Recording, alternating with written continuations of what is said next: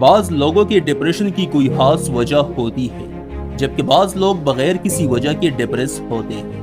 کچھ لوگ ایسے بھی ہوتے ہیں جو ڈپریشن کا شکار ہوتے ہیں مگر انہیں اپنی پریشانی کی کوئی خاص وجہ معلوم نہیں ہوتی۔ اب یہاں سوال یہ پیدا ہوتا ہے کہ انسان ڈپریشن کا شکار کیوں ہو جاتا ہے؟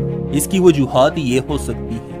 نمبر 1، زندگی کے معاملات کا انسان پر گہرا اثر ہو جانا، مثلا کسی قریبی عزیز کا انتقال ہو جانا، نوکری کا چلے جانا، کاروبار میں نقصان کرنا وغیرہ۔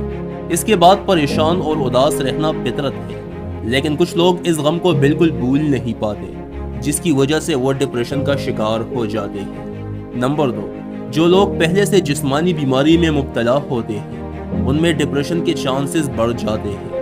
مثال کے طور پر اگر کوئی دل کی بیماری میں مبتلا ہے یا کینسر یا جوڑوں کی تکلیف وغیرہ میں، تو ایسے لوگ بار بار سوچتے ہیں کہ میری بیماری کا کیا بنے گا۔ ایک طرف سے غربت ہے، دوسری طرف سے مہنگائی ہے، اور اوپر سے گھر میں بھی بیمار ہوں۔ ان جیسی سوچوں کی وجہ سے انسان ڈپریشن کی گرفت میں آ جاتا ہے۔ نمبر 3، بچپن کے حالات و واقعات بھی ڈپریشن کی وجہ بن سکتی ہیں۔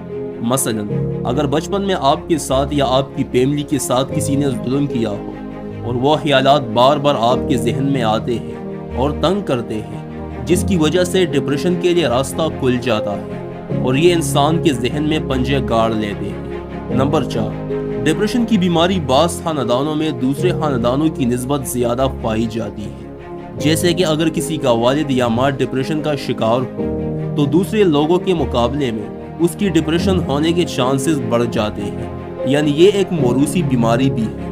نمبر 5، حد سے زیادہ اور منفی سوچنے سے بھی انسان ڈپریشن کا شکار ہو سکتا ہے۔